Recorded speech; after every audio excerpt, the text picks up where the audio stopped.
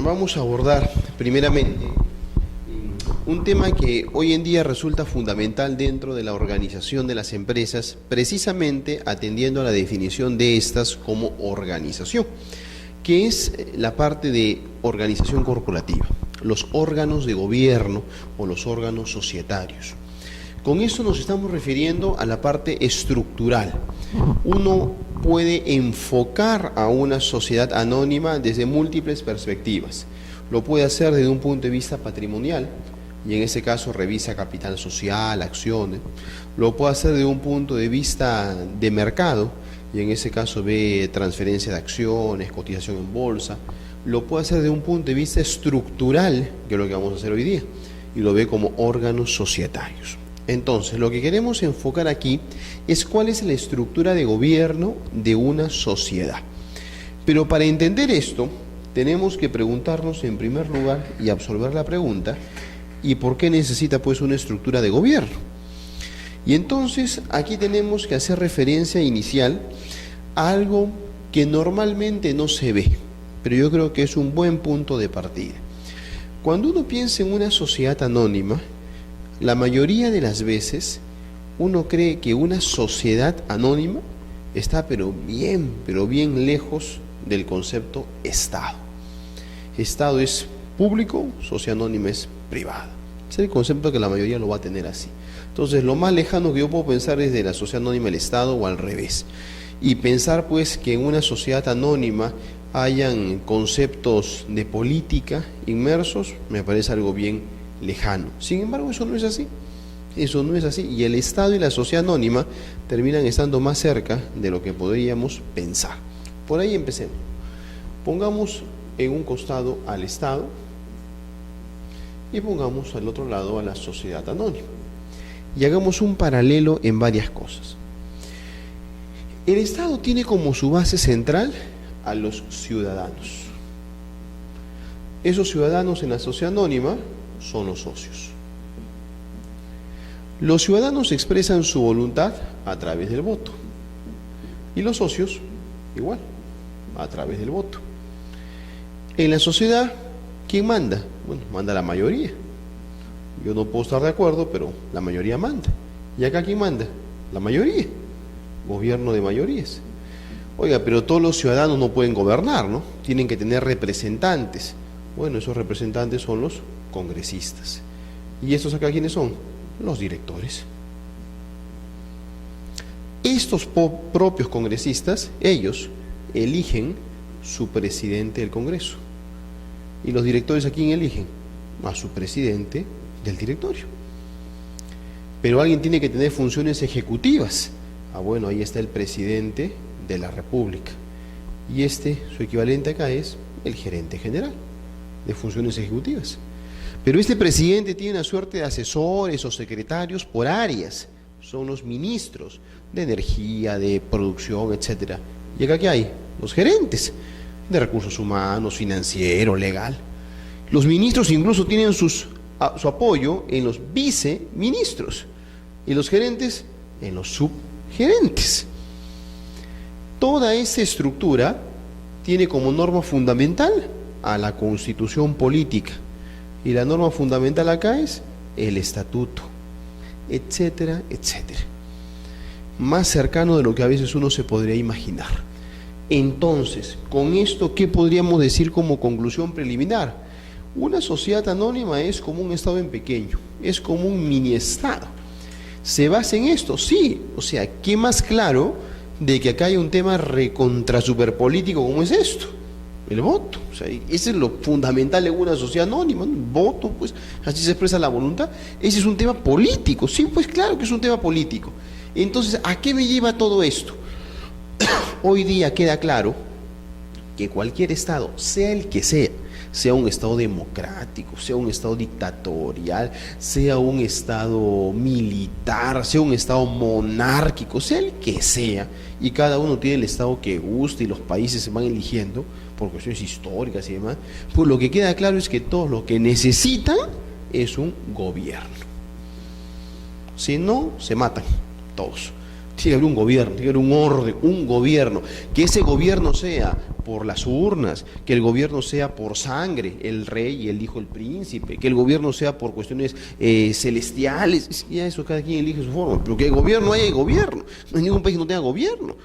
Que nos parezca o no nos parezca es otra cosa, pero tienen su gobierno, pues tienen su forma. Entonces, si la empresa tanto se le parece, ¿qué necesita? Pues gobierno. Este es el famoso tema del gobierno corporativo. Este es el gobierno corporativo, que no es otra cosa que eso, pues. El gobierno, pero como es la empresa, bueno, es corporativo. Y hoy día los conceptos modernos de gobierno en un Estado como el nuestro, ¿qué nos dicen? Que la mejor forma que funcione, que se eviten abusos, excesos, etcétera, la famosa teoría de separación de poderes. Concepto pues extendidísimo. Poder legislativo, poder ejecutivo, poder judicial. ¿Qué me dice el gobierno corporativo? Teoría de separación de poderes. Junta de socios, directorio, gerencia. Eso es. Entonces, hablar de esto es esto. Y este es nuestro marco de referencia. Por lo tanto, ahora sí respondemos la pregunta que nos hacíamos hace un momento. ¿Necesitamos un gobierno en la empresa? Sí. ¿Por qué? Porque solo así establecemos orden. ¿Por qué? Porque la sociedad anónima finalmente es una empresa. Y como decíamos en clases anteriores, la empresa es una organización dinámica, tiene vida.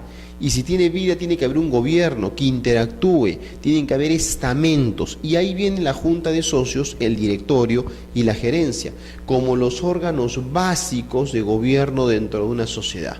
La junta de socios representa la propiedad, el directorio representa la administración y la gerencia representa la gestión. Tres estamentos básicos: propiedad, administración y gestión. Y de la interacción de ellos tenemos el gobierno de una empresa. Este es el famoso gobierno corporativo, un tema que está en boga en los últimos años, que cada vez se va desarrollando más y que lo tenemos súper actualizado, porque hace poco más de 3 semanas, el viernes 8 de noviembre, 3 semanas y días, se ha publicado el nuevo Código de Buen Gobierno Corporativo en el Perú, que es el que está ahorita vigente, está de estreno. 8 de noviembre, hace 3 viernes atrás, se ha publicado el nuevo Código de Buen Gobierno Corporativo, que lo han elaborado 14 instituciones públicas y privadas del Perú, encabezadas por la Superintendencia del Mercado de Valores. Es un código interesante, reemplaza al que provenía del 2002. En el Perú hemos tenido solamente uno antes, que era del 2002, que lo trabajó la CONACEP, la Comisión Nacional Supervisora de Empresas y Valores, que como usted sabe, ahora ya no se llama así, se nos llama Superintendencia de Mercado de Valores. Entonces esta superintendencia, al ver que había pasado más de una década, dijo, bueno, es hora de revisar ese famoso código.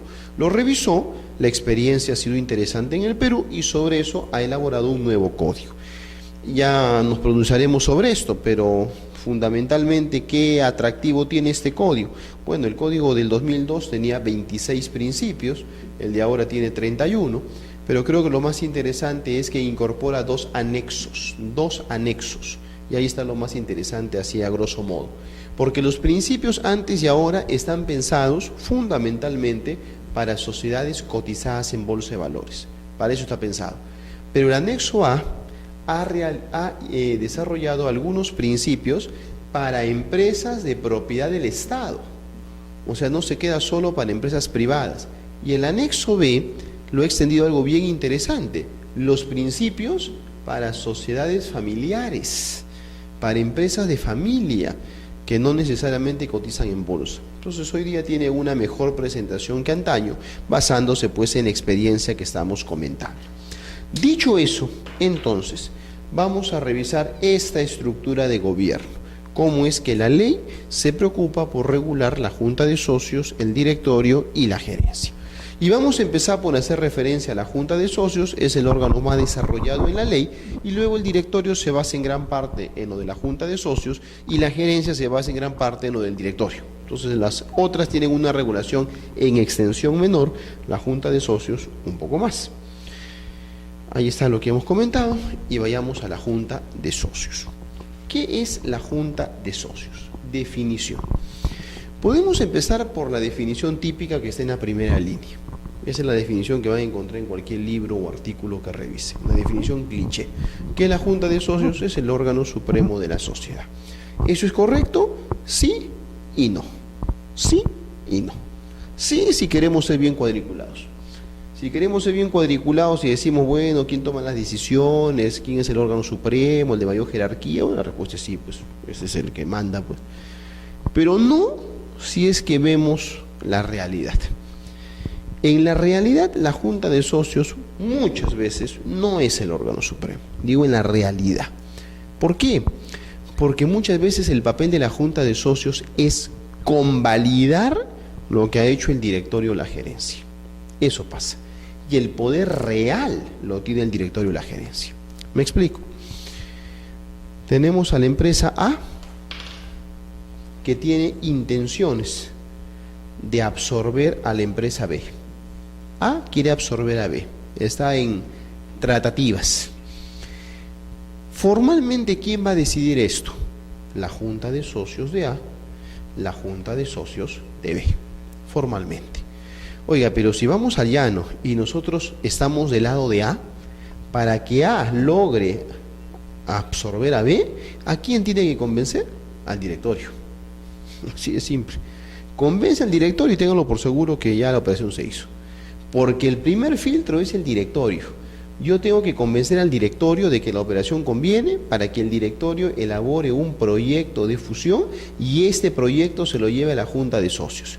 Y si el directorio dijo de que ese proyecto pasa, la Junta lo que hace es lo aprueba. Y si dice que no pasa, lo desaprueba. Y bien difícil que el directorio diga, oiga, nos conviene, y la Junta diga, no, no va. Sí, es difícil. ¿Por qué? Porque para eso tengo un directorio, pues. O sea, si no le voy a hacer caso, entonces cambio de directores, pues. O sea, para eso tengo. Se supone que ellos son los que están dedicados a analizar cómo va a funcionar esto. El día de la Junta de Socios, lo que va a pasar es que se le va a decir, oiga, presidente del directorio, salga al frente, exponga. Y va a salir, te va a poner una serie de cuadros y no te va a decir, oiga, mira, por esto y por esto conviene, aumenta nuestra cuota de mercado, aumenta nuestra sinergia empresarial, vamos a hacer fortaleza en el mercado, le vamos a hacer la competencia y te va a hacer una serie de números. Conclusión, nos conviene. Si yo como presidente del directorio he dicho eso avalado por un directorio, la Junta va a decir que no tienes razón. No funciona así.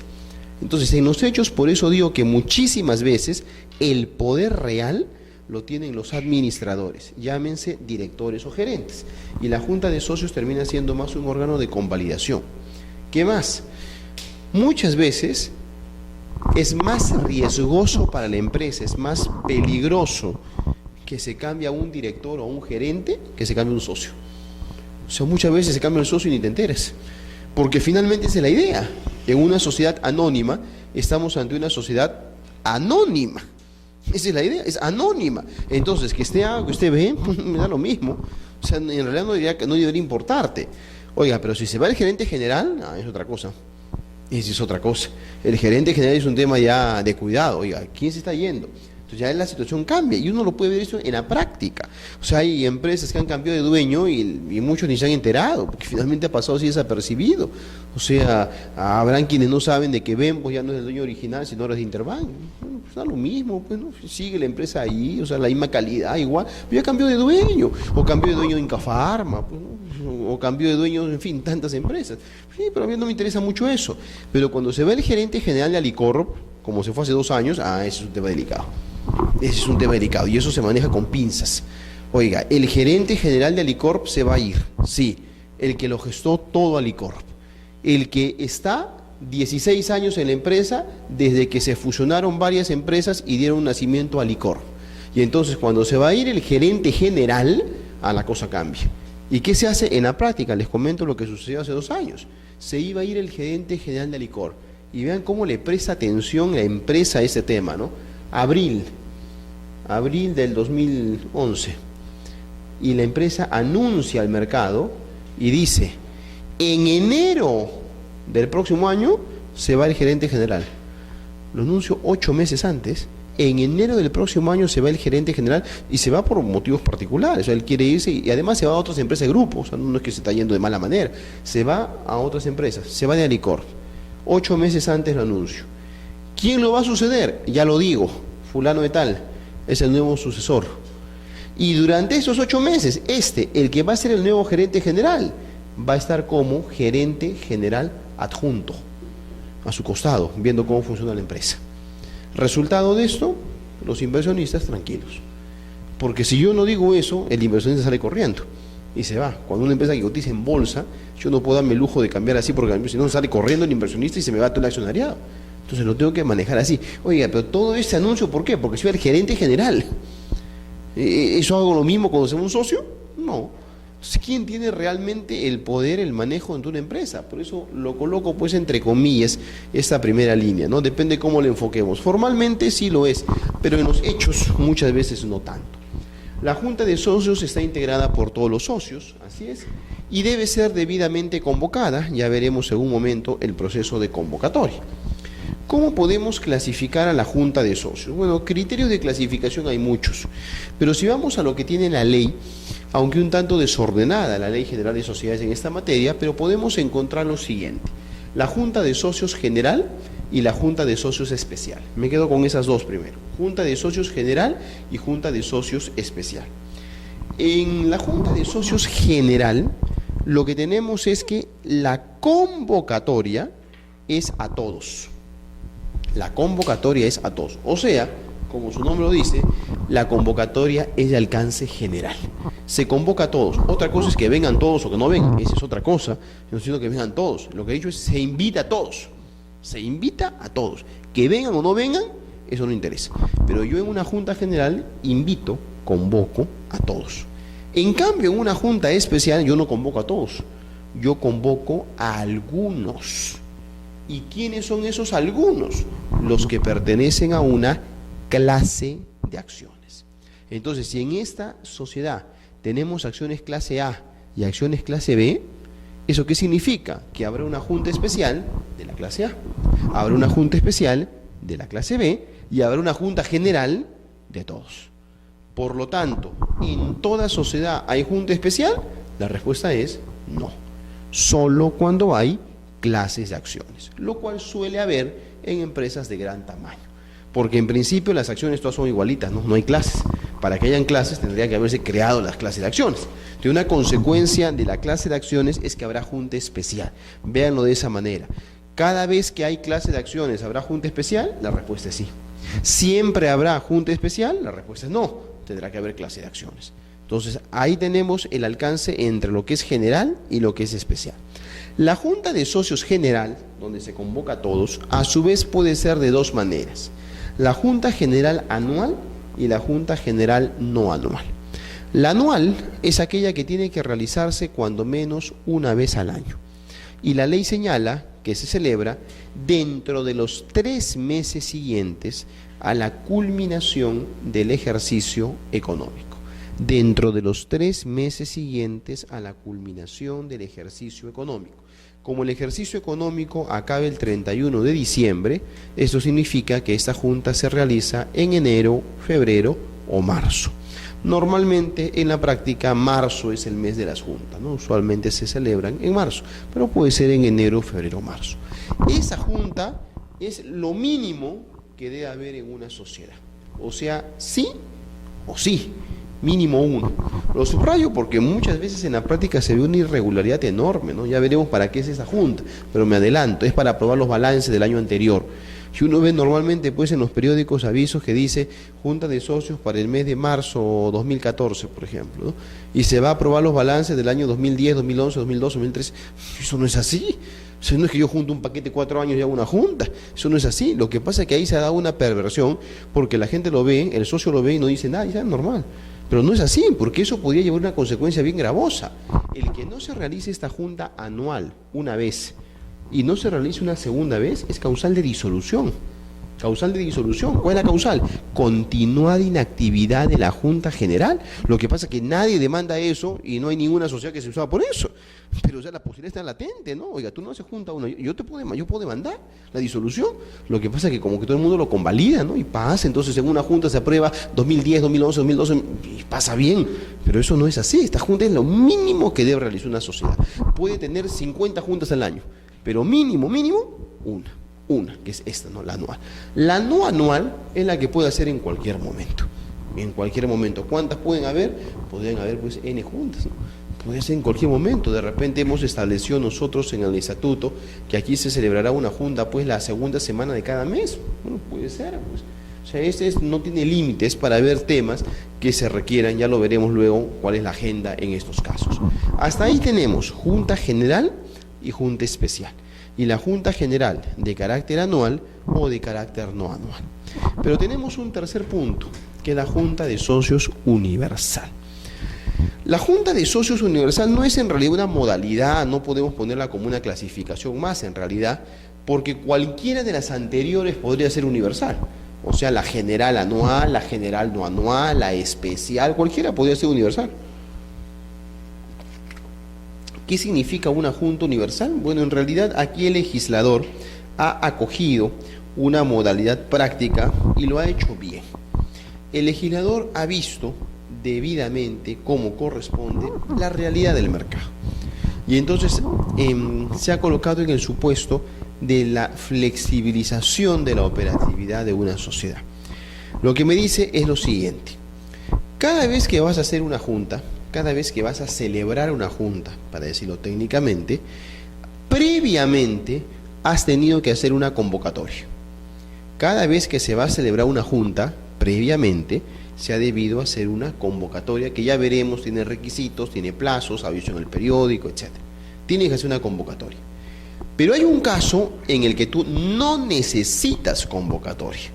Y no necesitas convocatoria cuando la junta es universal. Ahí te salteas todo esto, nada de avisos en el periódico, nada de plazos, nada de nada. Te estoy dando una super facilidad. Yo, ley, te doy una facilidad a ti, sociedad. Cuando la junta es universal. Pregunta, ¿y cuándo la junta es universal? Cuando cumple 3 requisitos. Los 3. Es exigente porque yo te estoy ahorrando algo, te ahorro toda la convocatoria. Entonces me pongo exigente y te digo, pero me cumples 3 requisitos. Primer requisito, que estén presentes todos los socios. Todos, no casi todos, sino todos. Segundo requisito, que todos los socios quieran sesionar, quieran celebrar la junta. Tercer requisito, que todos los socios estén de acuerdo en la agenda, en los temas a tratar. Repito entonces, primero, que todos los socios estén presentes. Segundo, que todos los socios quieran sesionar. Y tercero, que todos los socios estén de acuerdo en los temas a tratar.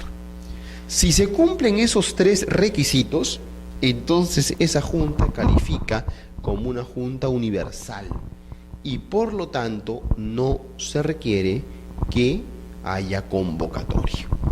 ¿En qué ha pensado el legislador? En una fórmula práctica para situaciones de menor monto, de menor complejidad. ¿Qué sucede si hoy día en una sociedad somos 2 socios que trabajamos frente a frente todo el día en esta oficina? No tiene sentido que nos convoquemos por periódico, es ilógico. Oye, estamos acá todo el día. Entonces cuando me dice todos somos los 2, pues queremos sesionar, sí, ¿quieres sesionar? Sí, yo también. ¿Qué tema? Tema A, tema B y tema C. Listo, hacemos junta. Así de simple. Y entonces podemos hacer una junta en el café de la esquina. No hay ningún problema, así de simple. Sí, pues en eso ha pensado. Oiga, te va a hacer la regla general que dice, no, 3 días de anticipación, publicación en el periódico. No tiene sentido. Bueno, en eso ha pensado. Ahora, ¿que esto podría funcionar en una sociedad que tenga 150 socios? Podría, pero bien difícil. Pues basta que 149 digan sí y uno diga no. Se frustró, ¿no? Porque es todos. Entonces funciona usualmente en sociedades que tienen pues 2, 3, 4, 5 socios, ¿no? Sociedades pequeñitas, chiquitas. Esa facilidad nos ha dado. Este tema de la Junta Universal merece un comentario adicional que voy a volver a ese tema cuando pasemos al acta de la Junta de Socios. Lo reservo, ahí no vas todavía el comentario. Sí. Y cuando la norma se refiere a Junta Extraordinaria y Junta General, ¿estaríamos dentro de una de estas 3? Sí. Esa denominación que todavía persiste en la práctica, en realidad ya no es una denominación que está en la ley, estaba en la ley anterior. En la ley anterior se diferenciaba entre la junta ordinaria y la extraordinaria. La ordinaria sería lo que hoy le llamamos la anual y la extraordinaria la no anual. O sea, la extraordinaria la que se podía hacer en cualquier momento es la no anual y la ordinaria la que se hacía sí o sí, de todos modos una vez al año, que es la anual, ¿no? En la práctica todavía subyacen estos términos, aun cuando la ley ya no lo recoge, ¿no? La ley ha cambiado la nomenclatura por lo que tenemos hoy en día. Entonces tenemos esta clasificación hasta el momento de general, de especial, anual, no anual y con el plus de la universal. Preguntémonos para qué se celebran esas juntas, cuál es la competencia. De lo anterior nos interesa ver la anual y la no anual. La especial ya sabemos, ¿no?, que es para los que tienen una clase de acciones, y la universal, que es no una clasificación, sino una forma de enfocar. Nos quedamos con la anual y la no anual. ¿Para qué? Ya di un adelanto, pero veamos con más detalle. ¿Para qué se celebra la junta? La anual, la que se celebra en enero, febrero, marzo. ¿Para qué? Para ver temas como estos. De esos 4 temas que están ahí, el que de cajón tiene que verse es el primero. El primero tiene que verse sí o sí. Ese es el único tema de cajón. Los otros depende. El primero, pronunciarse sobre la gestión social y los resultados económicos del ejercicio anterior. Esa es su médula espinal, pues, de la Junta de Socios, no es lo central. ¿Para qué nos reunimos? En palabras sencillas, nos reunimos en marzo del 2014 para analizar las cuentas del 2013. Para eso. ¿Cómo se manejó la empresa? Quiero ver balances, quiero ver estado de ganancias y pérdidas. ¿Se manejó bien o se manejó mal?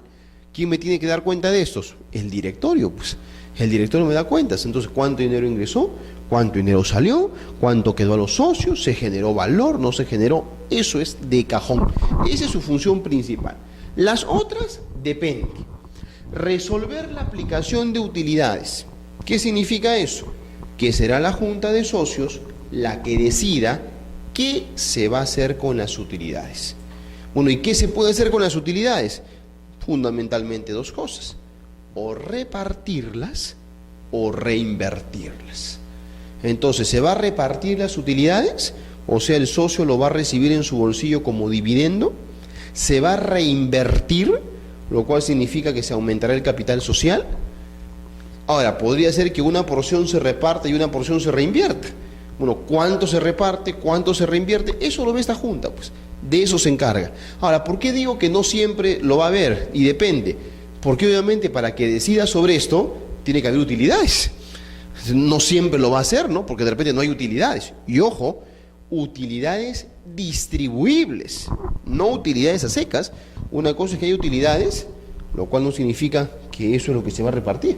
Tiene que haber utilidades distribuibles. Y entonces ahí sí tenemos la figura completa. Lo veíamos algunas sesiones atrás, en la primera, cuando hacíamos alusión a los resultados económicos dentro de la sociedad. Para llegar al concepto de utilidad distribuible todavía hay que pasar varias cosas. Empezamos por el concepto de facturación. ¿Cuánto ha facturado la empresa? Ha facturado la empresa 100. ¿Ok? Ya facturó 100. La empresa ha facturado...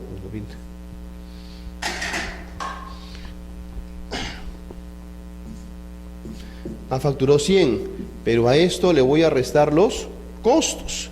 Los costos han sido de 60, me quedará 40. Utilidades, antes de impuesto. A eso le aplico todavía impuesto a la renta. Y lo que me queda, utilidades después de impuesto. Pero esas utilidades después de impuesto todavía tengo que restarle varias cosas, ¿no? La reserva legal, por ejemplo. A esto le tendré que restar el arrastre de pérdidas que venga de años anteriores. Y después de todo esto, recién a mí me va a quedar 10. Estas son utilidades distribuibles, o sea, utilidades que se pueden distribuir, lo cual no significa que se van a distribuir, porque podríamos decidir reinvertir y no distribuir. O podríamos decidir que de los 10, 8 millones se reinvierte y 2 millones se reparte, o sea, se distribuye. Por lo tanto, hay bastante camino por andar, ¿no? Bastante pan por rebanar. Decir de que los 100 millones es lo que se lleva el socio al bolsillo está bien lejano de la realidad, ¿no? Eso no es cierto. Pero muchas veces pasa eso, y se los comentaba en una clase anterior, ¿no? De que hay quienes miran con mucha ligereza el tema y dicen, oiga, 100 millones ha facturado la empresa, es lo que sean los socios. Eso es falso, pues no sean los socios. 100 millones son ventas. Y hay quienes ven eso y dicen, oiga, mira lo que los socios llegan al bolsillo. Oiga, ni que no habrían costos. Y todo lo que viene detrás, entonces lo que miras aquí es la primera línea y lo que te interesa ver es la última línea. Utilidad distribuible. Ahí sí decides, ¿no? ¿Y qué se va a hacer con las utilidades? Bueno, se va a repartir, se va a reinvertir, etc. Pero eso, ¿qué exige pues como requisito previo? Que hayan utilidades distribuibles. Tercera atribución, elegir a los miembros del directorio. La Junta de Socios elige a los directores. ¿Siempre lo va a hacer? No siempre, porque el estatuto podría haber establecido, por ejemplo, que el cargo de director es por 3 años. Si es por 3 años, pues no todos los años se eligen directores, ¿no?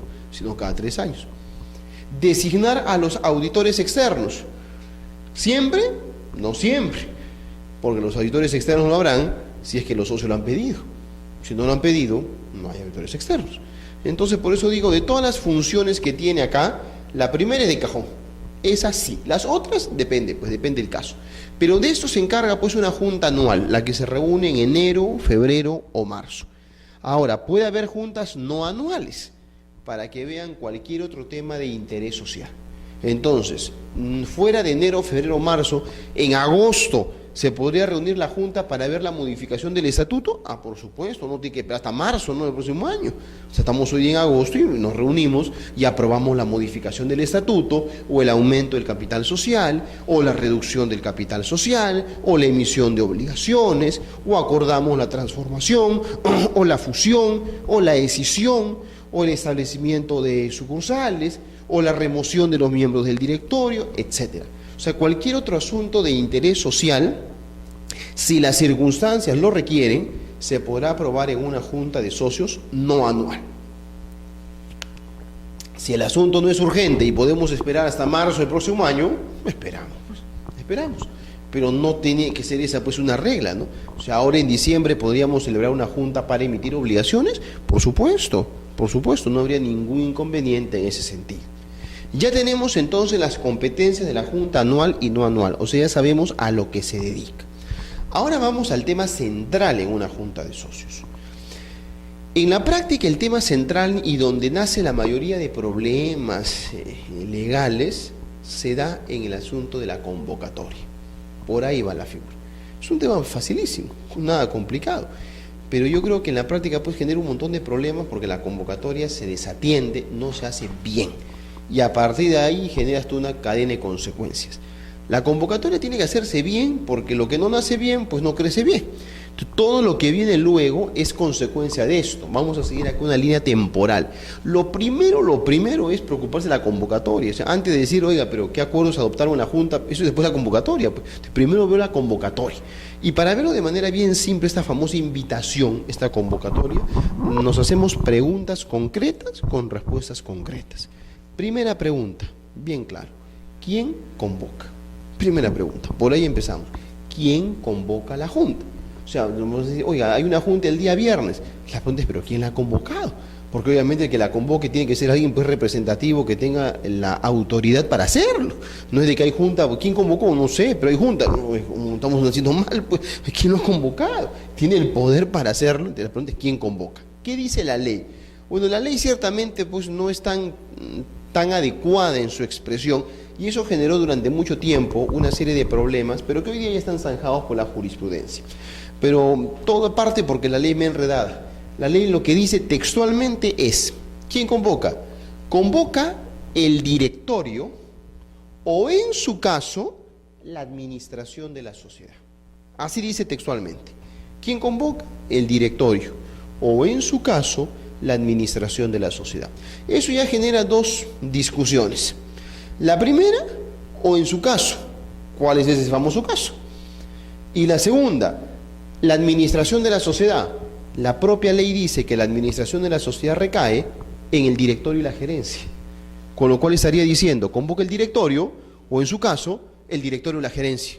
Como no tiene mucho sentido, pues, medio enredado. Bueno, ya la jurisprudencia lo dilucidó. Respuesta que hoy día nos interesa, que es lo que está bien claro. La regla de oro, la regla general, es que convoque el directorio. Directorio. Y la excepción es que convoca el gerente general. Vamos por partes. Regla de oro. ¿Quién convoca? El directorio. Ojo, el directorio. No estoy diciendo el director, ni los directores, ni el presidente del directorio. Convoca el directorio como órgano colegiado. Por ahí suele empezarse mal. Uno ve avisos de convocatoria, firmado Juan Pérez, presidente del directorio. Porque no es el presidente del directorio. Tú serás presidente, pues tú no tienes facultad de convocar. Acá se convoca porque el directorio lo ha acordado y se supone que atrás de la convocatoria, ¿qué debe haber? Atrás de eso debe haber un acuerdo de sesión de directorio y deberá haber un acta que diga de qué hemos acordado. Y para eso, ¿qué hubo atrás de esto? Una sesión de directorio y atrás de esto una convocatoria de sesión de directorio. O sea, todo eso se supone que hubo atrás para llegar a la convocatoria a la Junta de Socios. Entonces, aquí quien convoca es el órgano, el directorio, regla de oro. Por excepción, si no hay directorio, por ejemplo, una SAC que no cuenta con directorio porque la ley se lo permite, convoca entonces el gerente general. Pero subrayo, por excepción, no es a capricho. No es que, oiga, o convoca el directorio o la junta o el gerente general. No es así. Lo vimos hace poco, nomás en un caso en el estudio, donde habiendo directorio, le quieren sacar la vuelta y convoca el gerente general. Porque el gerente general está del lado de unos socios que quieren hacer una junta irregular. Oye, y él dice, no, porque la ley me permite que yo pueda convocar. No, la ley no dice eso. La ley no dice que usted tenga facultad de convocar. Eso es si no hay directorio. El directorio está acá al frente. Usted no tiene por qué convocar. Y el gerente general, si rogaba a la facultad, dice, yo convoco. Un momentito, usted no puede convocar. Será gerente general, pues no puede convocar, porque usted convoca en defecto del directorio. Pero si hay directorio, no tiene por qué convocar en gerente general. Convoca entonces, regla general y excepción. Quien no convoca, y está clarísimo, es el socio. El socio no convoca jamás. A mí no me interesa que sea mayoritario, que tenga 95%, 99% de acciones, no interesa. El socio no convoca jamás. Eso también hace una larga discusión porque algunos, bueno, en realidad el tema era bien claro, pero algunos querían leer una cosa que no era. La ley lo que dice es que los socios pueden solicitar que se convoque. Algunos han querido leer ahí que el socio convoca. Eso no dice la ley. La ley dice que los accionistas que representen cuando menos el 20% de las acciones suscritas con derecho a voto le pueden solicitar al directorio, y si no hay directorio, le pueden solicitar al gerente general que convoque. Eso es bien distinto a decir que convoque el socio. El socio no puede pedir, que es otra cosa. Pedir, eso puede, pues no puede convocar él. Ahora, acá hay un par de comentarios que hacer. Ese tema de la famosa solicitud que está en el artículo 117 y 119, que dice que el socio que representa el 20% puede solicitar, en realidad no es una solicitud, en realidad es una orden. Porque si fuera solicitud, eso significaría que el directorio o el gerente general tendría la facultad de aceptar o rechazar, y eso no es así. Cuando el directorio recibe la, entre comillas, solicitud del socio, solamente tiene que verificar dos cosas el directorio. La primera, que el socio tiene mínimo 20% de las acciones con derecho a voto. Y la segunda, que el pedido ha sido vía carta notarial. Si se cumplen los dos requisitos, el directorio está obligado a convocar. Entonces, ahí donde la ley dice solicitud, bueno, de solicitud tiene bien poco, porque el directorio está obligado. Yo directorio, yo gerente general, debo convocar. Es más, no te puedo ni siquiera decir, oiga, pero ese punto de la agenda no me parece. Nada, yo tengo que convocar, porque así la ley lo establece. A tal punto que si tú eres socio y has venido a pedirme, entre comillas, pedirme la convocatoria, y yo no te hago caso, y pasa 15 días y no te hago caso y no convoco, tú te das media vuelta y te vas a un juez. Te vas a un juez y le dices al juez, oiga, convoque. Y desde el año 2010... se cambia la ley y si quieres te vas a un juez o si quieres te vas a un notario. Te vas a un juez o te vas a un notario. Proceso no contencioso. Ahora, hay algún comentario adicional. Porque el tema de la competencia notarial se empujó con el ánimo de hacer mucho más ligero este tema. ¿Cuál era la idea? La idea era de que si yo me voy a un juez, pues es medio lento el tema. Entonces ahora te puedes ir a un notario. ¿Quién empujó este tema? El Colegio Notario del Callao. Ellos empujaron su proyecto durante bastante tiempo para que se incorpore al notario. Y tú eliges, pues, si te vas al juez o al notario. Era bastante obvio a dónde se iba a elegir, ¿no? Al notario. Bueno, me adelantaré diciendo que hoy día todo el mundo elige el juez, no elige el notario. Ya van a ver por qué. Entonces se presentó el proyecto, interesante, todo el tema, se discutió, dio vuelta. Al final se aprobó. Pero lo que se aprobó no fue lo que se presentó. En el camino del proyecto sufrió unas metidas de tijera en el Congreso y lo malogró, porque no fue lo que se presentó. ¿La idea cuál era? La idea era que si no me hacía caso el directorio o el gerente, yo me pude ir a un notario para que éste convoque. Esa era la idea. Porque lo que originalmente decía la ley, lo que originalmente decía era, si a ti no te hace caso el directorio o el gerente general, tú te vas a un juez y el juez convoca. Pero cuando se modifica este artículo para incorporar al notario, se cambia el texto del artículo. Y ya no dice que el juez o el notario convoca. Dice que el juez o el notario ordena que se convoque. Y con eso se malogró todo, pues. O sea, lo que me está diciendo es, yo voy al directorio, no me hace caso 15 días, ahora me voy a donde un notario y le digo, notario, ordena al directorio que convoque.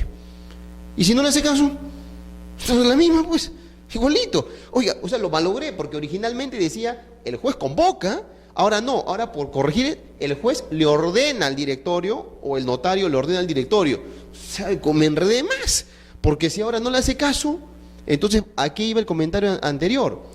¿Qué pasa si el notario le ordena al directorio y no le hace caso? Nada, pues no pasa nada. Bueno, y si es juez, bueno, por acá todavía podría decir desacato a la autoridad, podría ser una presión. Eso hace que hoy día en la práctica se prefiere ir un juez que un notario. Porque por lo menos por acá tienes la presión del desacato a la autoridad, ¿no? Estás desacatando a un juez. Pero acá, entonces la idea era que al final todo termine por acá y ha terminado paradójicamente por acá. Es que ese no fue el proyecto original, ¿no? El texto se cambió y un par de palabras le hizo la diferencia. Entonces, hoy día lo que me dice es de que ordena que se convoque, no es que convoca. Y la idea debería ser bien simple, ¿no? Debería convocar, pues ¿no? En defecto de, debería, pero eso no es lo que dice. Entonces, no quedó al final como se había presagiado. Pero sea como fuese, en ningún caso el socio convoca. El socio no convoca. Ya tenemos la primera pregunta respondida. ¿Quién convoca? Segunda pregunta. Seguimos en convocatoria. ¿Cuándo convoca? ¿Cuándo convoca? Y acá tenemos 4 casos. Cuando lo ordena la ley, es el ejemplo de la junta anual. La ley te ordena que en enero, febrero, marzo tienes que celebrar tu junta. Ahí está, lo ordena la ley. Segundo caso, cuando lo establece el estatuto. El estatuto de nuestra sociedad podría decir que en esta sociedad se va a celebrar una junta el primer martes de cada mes. Podría decirlo, pues. Y tendremos que hacer una junta el primer martes de cada mes. Tercer caso, cuando lo acuerda el directorio, que es el caso más común. El directorio acuerda que por un asunto de interés social debe convocarse una junta. Y el cuarto caso, el que acabamos de ver, ¿no? Cuando lo solicitan los socios, que ya sabemos que no es tanto una solicitud, sino más que todo una orden, pero ese es el cuarto caso. Ya sabemos cuándo se convoca. Tercera pregunta, ¿cómo se convoca? Se convoca con un aviso de convocatoria que se publica en 2 diarios, en el Diario Oficial El Peruano y en otro diario de circulación masiva. Se publica ese aviso, tiene que darse con una anticipación de 3 días al día de la junta. O sea, no es que publique un aviso el día de hoy que diga que mañana hay junta. No, tiene que haber 3 días de anticipación. Y ojo, y si es junta anual, la de enero, febrero, marzo, son 10 días de anticipación. 10 días. 3 días en general y 10 días si es el caso de la junta anual. Y este aviso de convocatoria, que es breve, debe tener 4 requisitos básicos. Debe indicar el lugar, el día, la hora y la agenda.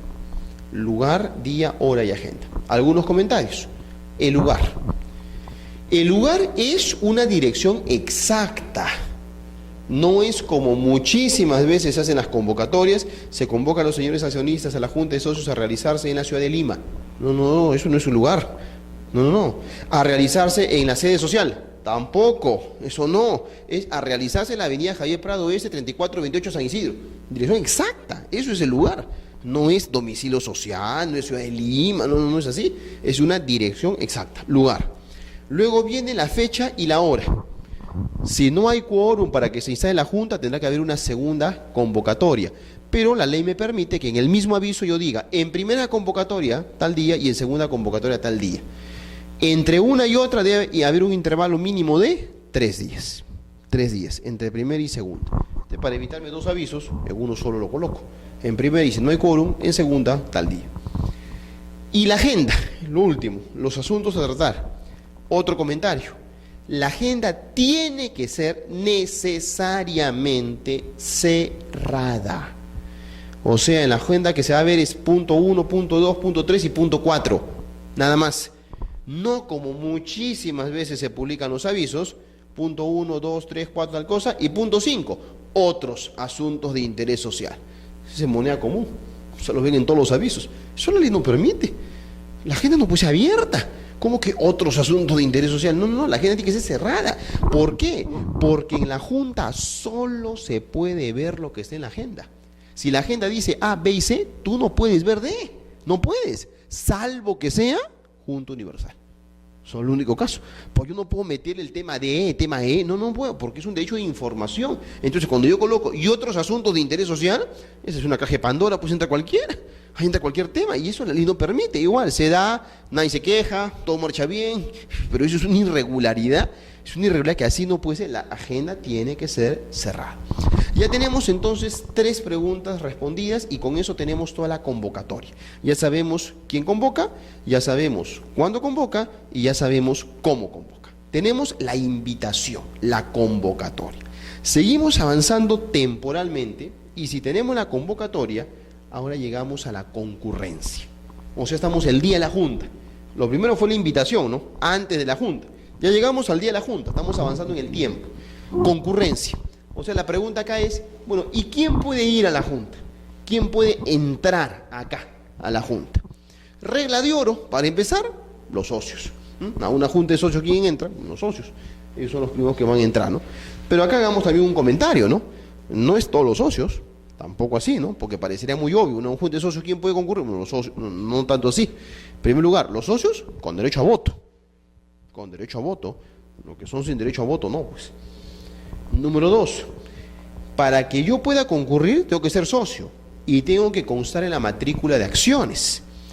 Pero en la matrícula de acciones yo tengo que constar ahí y no es de que yo diga, oiga, yo soy socio, pero no figuras en la matrícula de acciones. Bueno, he comprado mis acciones pues hace 10 minutos.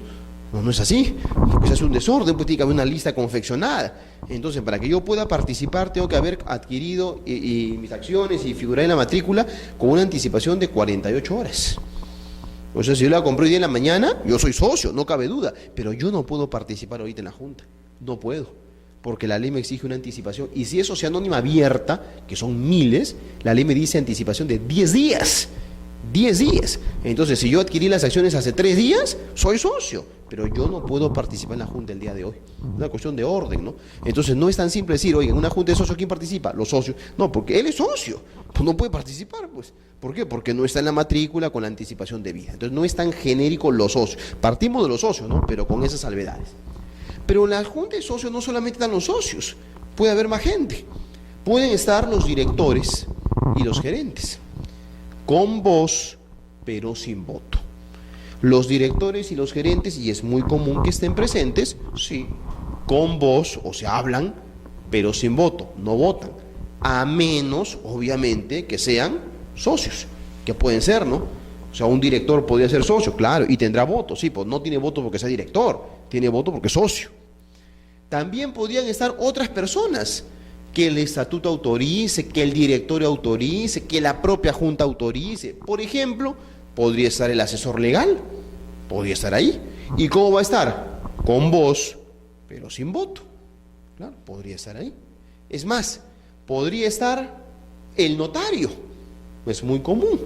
Oiga, hay una Junta de socios donde todo el mundo se saca los ojos y aquí es un problemón, queremos un notario que venga y dé fe. Ese notario viene y él está ahí. Y él no tiene ni voz ni voto.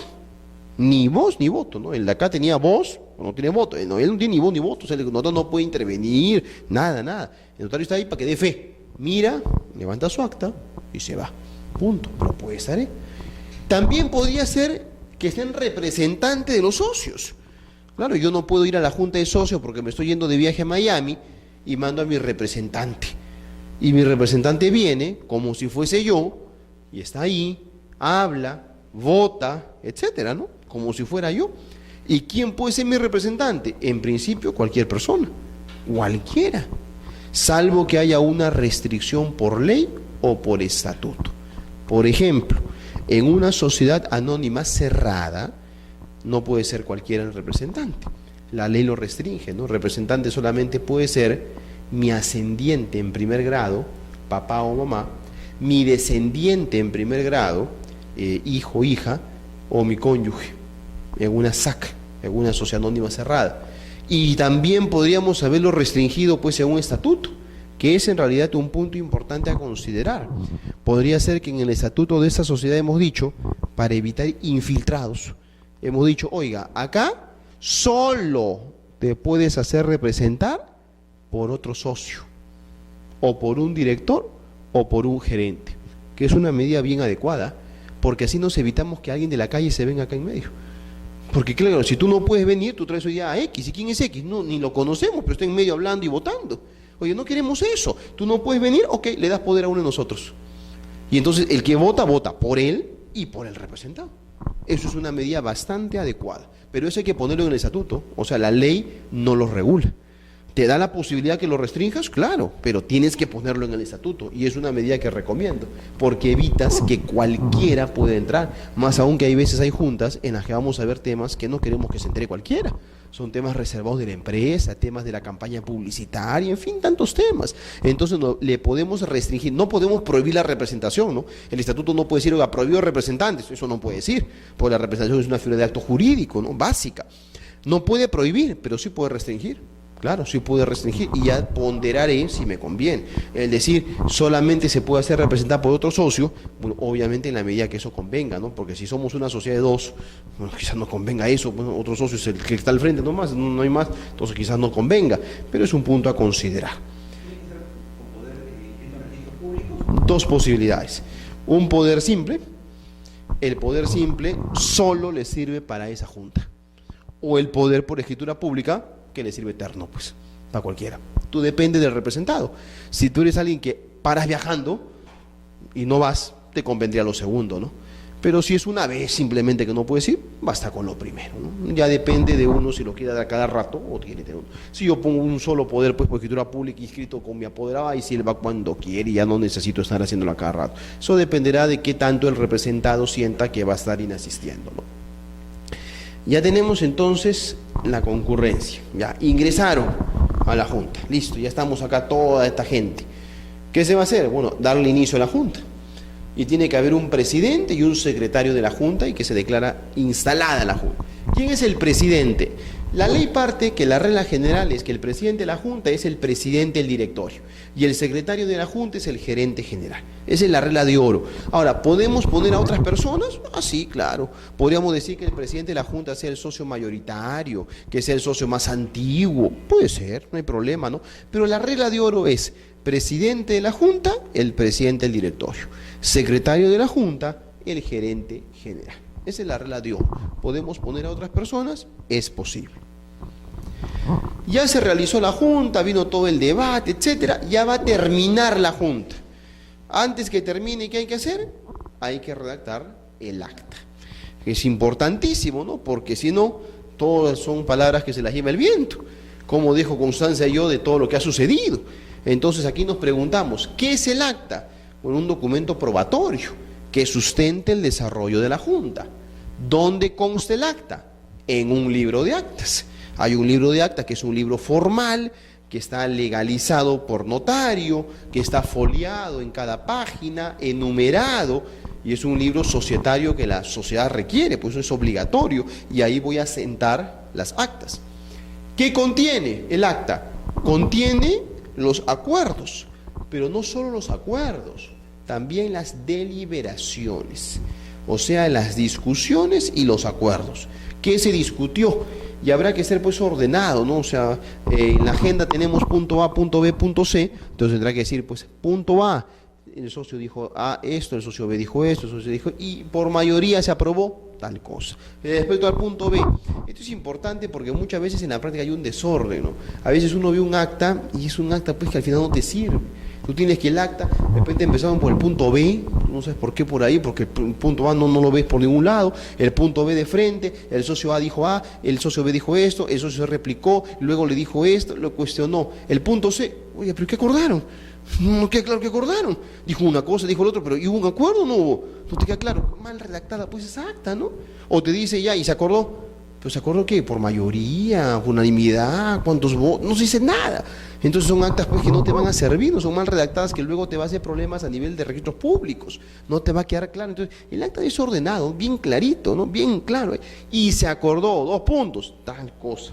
Esto se acordó, bien claro. Y obviamente lo que se acuerda tiene que tener razón pues del punto de la agenda, ¿no? No va a ser un punto por otro, porque a veces pasa eso. Se ve el punto A y en el camino un socio metió otro tema y al final se aprueba lo otro. ¿Qué tiene que ver con esto? Si no, de nada va a servir, se va a caer todo, va a hacer que se cuestione ese acuerdo de junta de socios. ¿Cuándo se redacte el acta? Se redacta en la misma junta, o también la ley permite que se redacte de manera posterior. En realidad esto último ya no se da pues hoy día, ¿no? Antes pasaba esto, porque antes el acta se redactaba a mano. Entonces, claro, era común que en el momento no se hacía. Lo vamos a hacer mañana, y mañana se pasaba para que lo firme. Hoy día pues eso no sucede, está en la computadora, lo que se hace es se suspende la sesión por 5 minutos, en la computadora completamos los datos, se inserta todo, se imprime, se reanuda la sesión y listo. Eso suele pasar. ¿Y quién la firma? El acta tiene la firma de 3 personas. De cajón, 3 personas. Tiene que firmarla el presidente de la Junta, que ya sabemos es el presidente del directorio. Tiene que firmarla el secretario de la Junta, que ya sabemos es el gerente general. Y tiene que firmarla un socio. ¿Qué socio? Cualquiera. El que sea designado en el momento, es una formalidad. Se designa a Juan Pérez para que firme. Y va y firma. Punto. Uno de nosotros. Tiene que constar en el acta. Y es más, un punto de agenda tiene que ser autorización para firmar. Es un punto de agenda, ¿no? Y le vamos a autorizar a Juan Pérez para que firme. Te firma. 3 personas han firmado. 3 personas. Acá hago algunos comentarios importantes. El que tengan que firmar 3 personas no significa de que, como a veces ya pasó un caso reciente, sean tan literales en registros públicos que diga, ok, tiene que haber 3 firmas. No necesariamente tiene que haber 3 firmas. Lo que tiene que haber es la presencia de 3 personas, porque puede ser de que el presidente es el propio socio designado para que firme. Entonces tú tienes en realidad una persona que firma por 2, y al final tienes 2 firmas, pero vale por 3. Eso es importante, porque igual puede pasar con los representantes. Hay un caso reciente, ¿no?, donde firmaban con representantes y al final eran 5 socios. Agrego un dato para entender esto. 3 firmas básicas de cajón, pero adicionalmente puede firmar el socio que quiera. Si quieren firmar 14 socios, firman los 14. Ese es su derecho, no es obligatorio. Puede firmar el que quiera, ¿no? Y aquí voy al punto que quiero comentar y que hace un momento les dije queda pendiente cuando vimos Junta Universal. Hay un tema delicado que no se ha manejado muy bien en el Perú.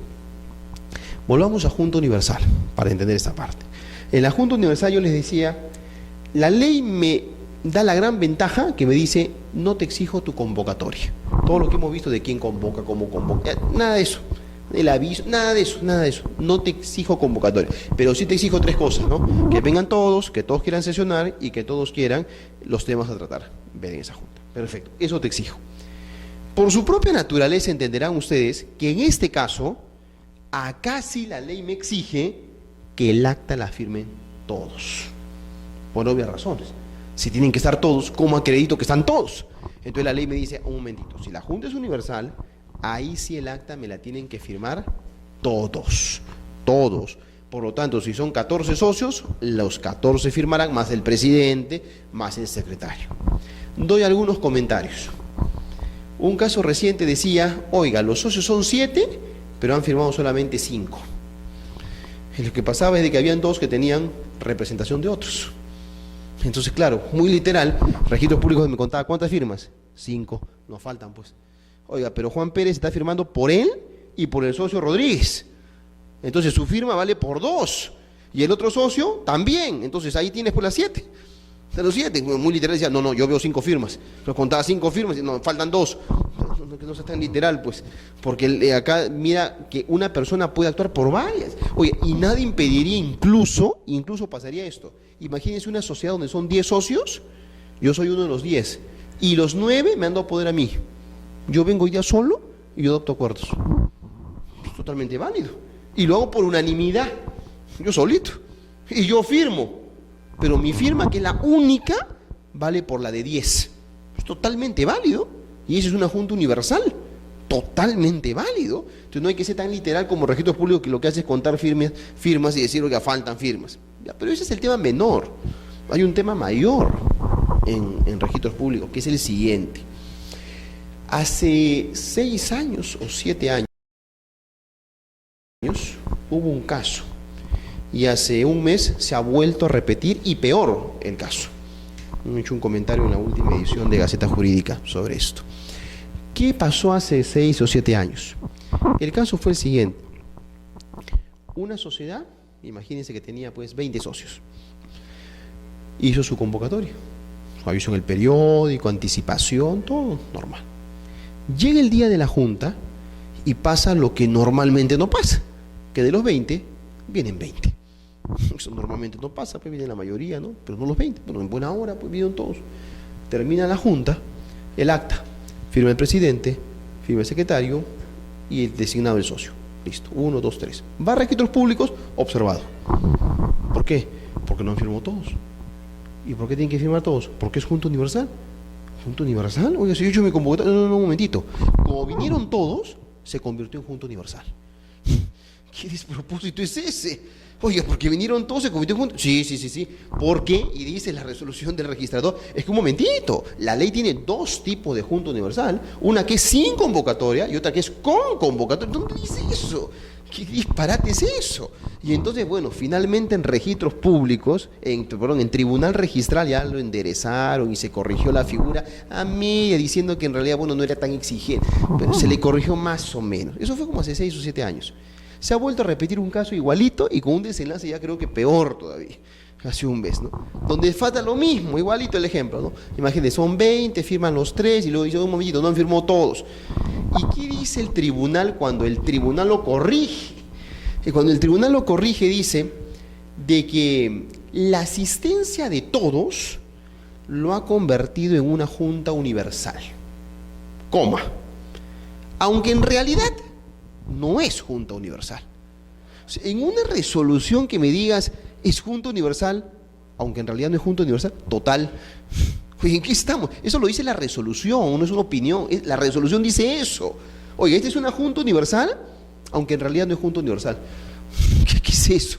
¿Qué es eso? Una nueva categoría. Yo le titulaba el comentario que publicó la ley en Gaceta Jurídica, las juntas cuasi universales. Inventó la ley eso, el tribunal ahora inventó eso, ¿no? Las que son y no son, a medias, sí, son y no son.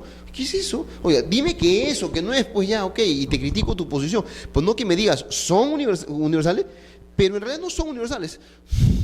¿Qué razonamiento hay en eso, no? O sea, elaborar una categorización que al final trate y darle vueltas innecesariamente. La respuesta es bien clara, ¿no?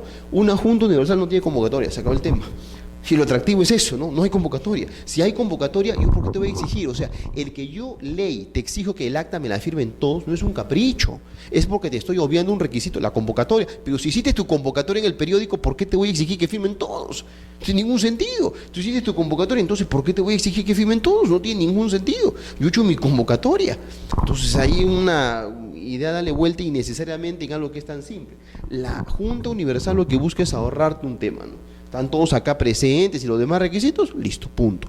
Pero hago un comentario adicional que la ley sí lo tiene y que es algo adecuado y que a veces no se aprecia, que es lo siguiente.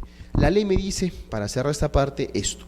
Oiga, el acta me la firman todos, salvo que me hayan firmado una lista de asistentes y esa lista de asistentes la incorporas en el acta.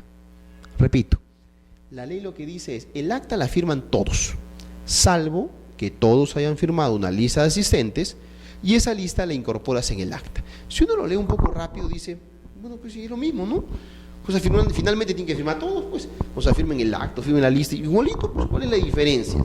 Hay una tremenda diferencia de orden práctico que muchos no lo ven. El ejemplo es el siguiente. Imagínense que somos los 4. Todos estamos, sí. Todos queremos sesionar, sí. Todos los puntos, sí. A, B, C y D. Listo. Punto A. Comienza la discusión, 1 hora, aprobado. Punto B, después de 3 horas y media, llegamos al cuarto punto, punto D. Comenzamos a discutir, yo digo una cosa, tú dices otra. Votación, ustedes a favor, yo en contra. Ya, por mayoría, se aprobó. Y de un momentito, yo no estoy de acuerdo.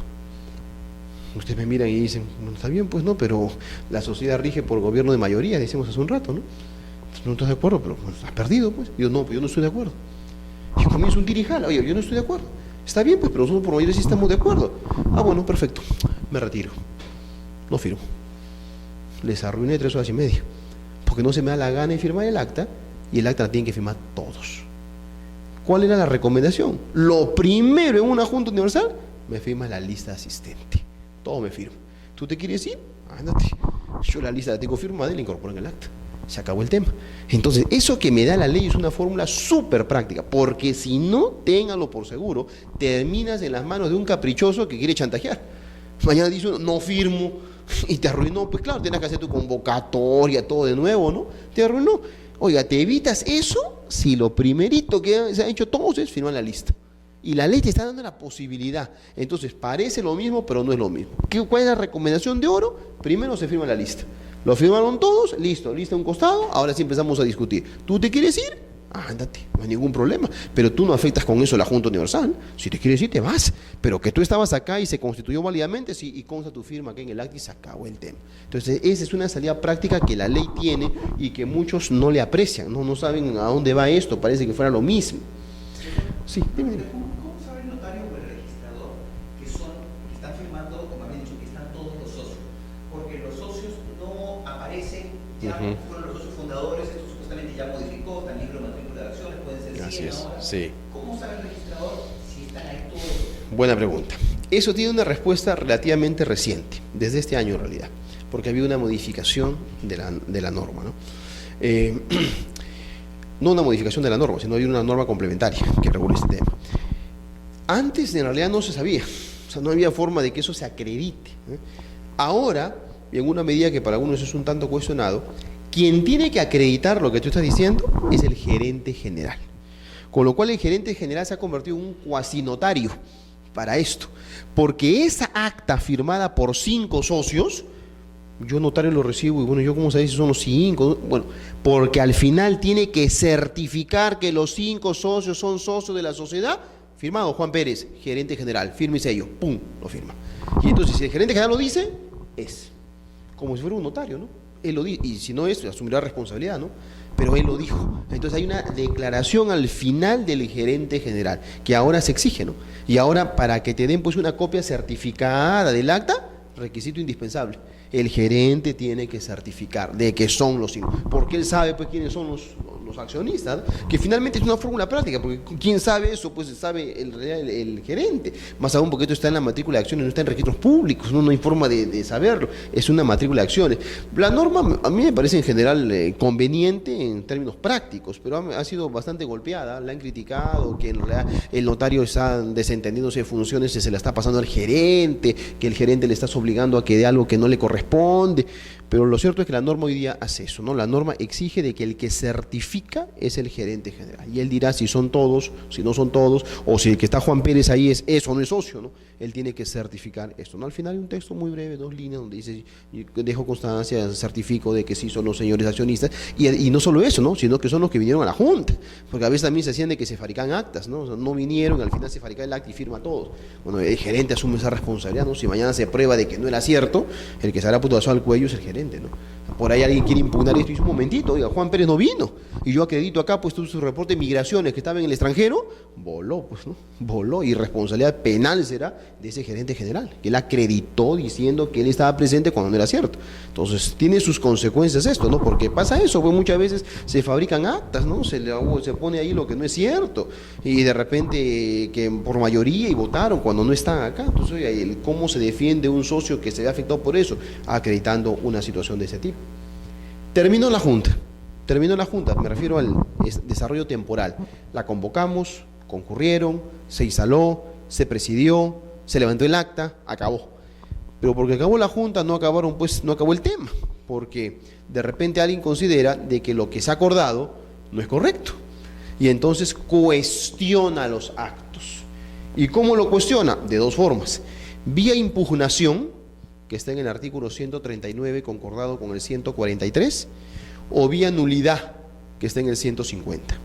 Las 2 únicas formas de cuestionar un acuerdo societario, un acuerdo de junta de socios, es vía impugnación o vía nulidad. Lo dice el artículo 151. No hay otra forma. No se puede cuestionar de otra forma el acuerdo de junta de socios. El artículo 151, repito, dice que las únicas maneras de cuestionar un acuerdo de junta de socios son vía impugnación o vía nulidad. La impugnación está en el 139 con un plus en el 143 y la nulidad está en el 150. Entonces por ahí se canaliza. Esto, para hacer un símil, no es exactamente igual, pero para más o menos entenderlo, podríamos decir, la nulidad de la Ley General de Sociedades es parecida a la nulidad del Código Civil.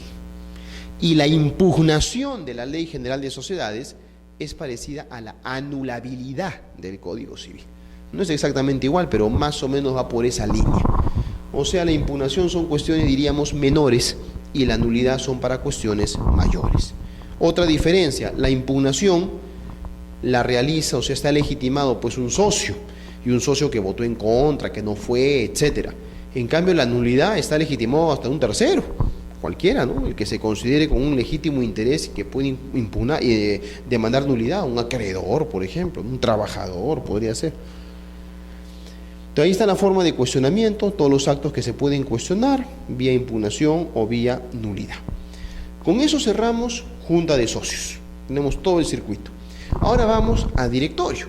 El directorio está construido en gran parte sobre la junta de socios. Veamos algunas ideas. Definición de directorio. El directorio es un órgano colegiado. Ya lo anticipé hace un momento, ¿no? ¿Qué significa colegiado? De que actúe en conjunto. A mí no me interesa qué dice el director A, el director B o el director C. El directorio dice tal cosa. Aprobado por mayoría, unanimidad, pero el directorio dice tal cosa. Si de 5 directores, 3 dicen A y 2 dicen B, el directorio dice A. Punto. Es el directorio como órgano colegiado. Y ojo con esto, la actuación es colegiada, la responsabilidad es personal. La actuación es colegiada, o sea, el directorio dice, pero si eso que dijo es ilegal, ¿quién responde? Depende, ¿quién votó a favor? 1, 2 y 3, ellos responden. Yo voté en contra, yo no respondo, porque yo voté en contra. La responsabilidad es personal, cada uno va por su lado y cada uno responde por su voto. Cada uno responde por su voto. Características del cargo de director. Veamos. El estatuto establece el número máximo y el número mínimo de directores. El estatuto. Si no dice nada, el mínimo es 3. No hay directorios de 2, no hay directorios de 1. Mínimo un directorio tiene 3 directores. ¿Podría tener 4, 8, 20, 25? Sí, pues. Eso dependerá fundamentalmente del tamaño de la empresa. Empresas como Bacus tienen directorios de 15 directores, Bavaria tiene un directorio de 25, o sea, son directorios gigantescos. Eso dependerá de cada uno. El estatuto puede establecer el número fijo o puede establecer un rango. Puede establecer número fijo y diga el directorio se compone por 8 directores, ese número fijo. Y rango que diga tiene no menos de 6 ni más de 9. Y si dice no menos de 6 ni más de 9, ¿quién decide si son 6, 7, 8, 9? La Junta. La Junta decide. Este año son 7. El próximo año son 9. El siguiente año son 6. Dentro del rango. Eso también es posible, de que sea un rango o que sea un número fijo. El cargo de director es personal. ¿Eso qué significa? Yo soy director, no puedo venir a esta sesión, mando a mi representante. No, un momentito, no puedes mandar representante. Un socio sí, lo vimos hace un rato, ¿no? El socio no puede venir, manda a su representante. El director no. Yo no puedo mandar representante, es un cargo personal. No puedo venir, no vengo, pues, falté. No vengo simplemente, pero no puedo mandar a un representante. Ahora, puede haber directores alternos y directores suplentes, sí, pero no es que yo lo decida como director, eso lo decidió la sociedad.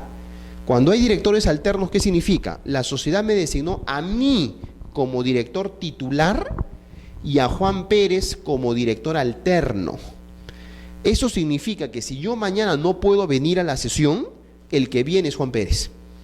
Pero es mi alterno, porque si mañana no puede venir el director del costado, no es que lo reemplaza Juan Pérez, porque Juan Pérez me reemplaza solo a mí. Ese es el alterno. En cambio, el suplente es una bolsa común. Tú tienes 5 directores titulares y 3 suplentes. No puede venir este director, cualquiera de los suplentes entra. No puede venir el de acá, cualquiera de los suplentes entra. Pero en uno y en otro caso, no es que yo como director decido, como yo no vengo, vienes tú. No, yo no decido nada, eso lo decidió la sociedad. Por eso el cargo es personal. A mí me eligieron, yo vengo. Solamente pueden ser directores las personas naturales, así es, no puede ser una persona jurídica, a diferencia de un gerente, que ya veremos. El gerente puede ser persona natural o persona jurídica, el director no, solo persona natural. ¿No requiere ser socio? Efectivamente, ese es uno de los postulados modernos del gobierno corporativo, ¿no? La idea es que sea un director independiente. Ahora, puede ser socio, sí, no hay problema, ¿no? Salvo que el estatuto lo prohíba. Duración en el cargo, mínimo 1 año. Máximo 3 años. Entonces podría ser que el estatuto diga que la duración del cargo es de 1 año y medio, 2 años, 2 años y medio, sí, mínimo 1, máximo 3. Si no se dice nada, se presume que es 1, que es lo más común, y cada año se renueva. ¿Es posible la reelección? Sí, la ley no dice nada. Depende que se haya dicho en el estatuto. Podría ser que el estatuto diga que se permite la reelección, pero solamente una vez consecutiva, o una vez pero dejando un periodo, o que sea indefinido, o que no se permita. Depende. En la práctica, la reelección es lo más común, que se permite y en forma consecutiva e indefinida. Ejemplos: cuando hace unos 3 años Dionisio Romero abandonó finalmente la conducción de todo el grupo Romero y le pasó la posta a la siguiente generación, que era su hijo, abandonó, entre otras, la presidencia del directorio del Banco de Crédito, ¿no? Y después de haber estado en el directorio del Banco de Crédito consecutivamente 42 años. 42 años consecutivos en periodo de 1 año, ¿no? Reelegido, de los cuales 30 años era como presidente del directorio, 42 años. Cuando hace poco nomás Brescia abandonó Rímac, pasó a la siguiente generación también, abandonó 38 años consecutivos en el directorio. Y la semana pasada ha sido el caso de la sucesión de Corporación Lindley, de Inca Kola, donde le ha pasado a su hijo, ¿no? Igual ha estado como 25 años en el directorio, ¿no? Entonces es normal eso, ¿no? Salvo que el estatuto lo prohíba, ¿no? Y que ya no cabe reelección, ¿no? El cargo de director es retribuido, sí, el estatuto lo fija, o la Junta General Anual, se le paga lo que se llama una dieta por cada sesión asistida. Te paga una dieta, que es una renta de 4ª categoría desde el punto de vista tributario. Una figura interesante, directores de la minoría. Esta es una figura interesante, pero que en la práctica todavía, creo yo, no ha sido debidamente aprovechada su utilidad. ¿Qué es esto del directorio de la minoría? Nosotros hemos dicho de que en una sociedad manda la mayoría, es cierto, mayoría manda. Y entonces eso da lugar a lo siguiente, que si mañana se va a designar a los directores, quien lo designe la junta de socios. Pero en términos concretos, quien designa pues son los mayoritarios. Entonces, los mayoritarios eligen a un director, al otro, y yo que soy minoritario me quedo mirando y nunca puedo poner a nadie, pues, porque soy minoritario. Eso se quiere evitar. Y entonces la ley regula lo que se llama el directorio de la minoría mediante el sistema del voto acumulativo, una figura particular. Es el único caso en toditita la ley, el único caso donde se permite el voto plural. ¿Qué cosa es eso de voto plural? Una super excepción a lo que es la regla de oro. La regla de oro es una acción, un voto. Yo tengo 5 acciones, tengo 5 votos. Yo tengo 10 acciones, tengo 10 votos. En este caso, cambia.